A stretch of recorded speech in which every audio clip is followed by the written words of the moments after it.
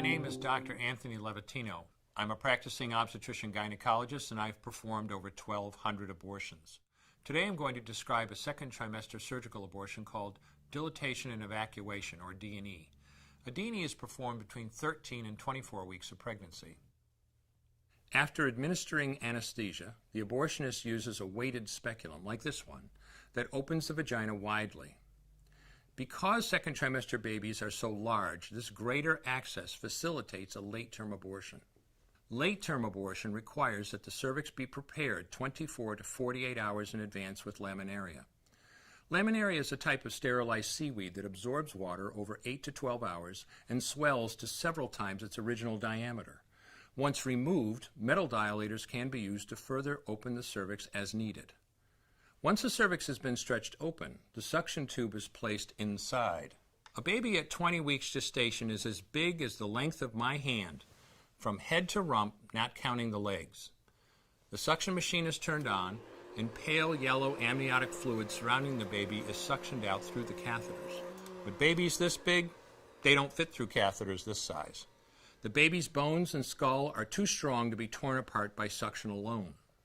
This is a Sofer clamp. A Sofer clamp is made of stainless steel. It's about 13 inches long. The business end is about 2.5 inches long and a 1/2 inch wide, and there are rows of sharp teeth. This is a grasping instrument. When it gets a hold of something, it does not let go.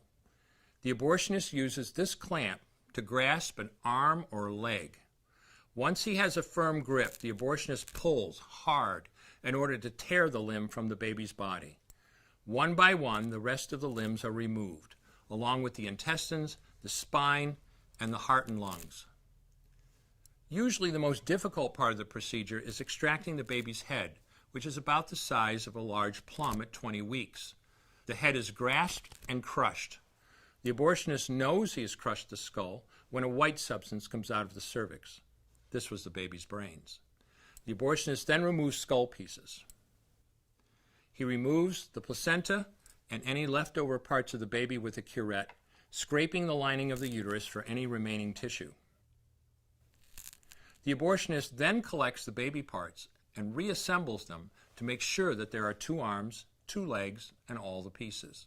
Once all the parts have been accounted for, the abortion is complete. For the woman, this procedure carries a significant risk of major complications, including perforation or laceration of the uterus or cervix, with possible damage to the bowel, bladder, and other maternal organs. Infection and hemorrhage can also occur, which can even lead to death.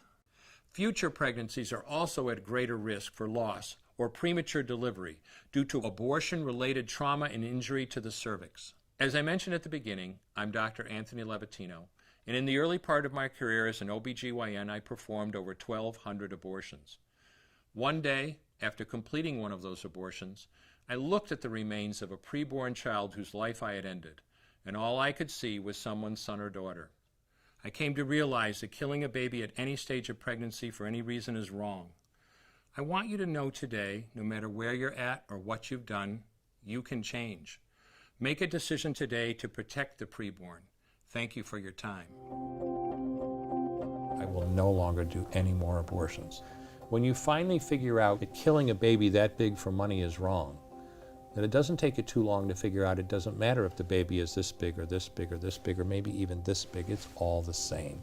And I haven't done any since then, and I never will.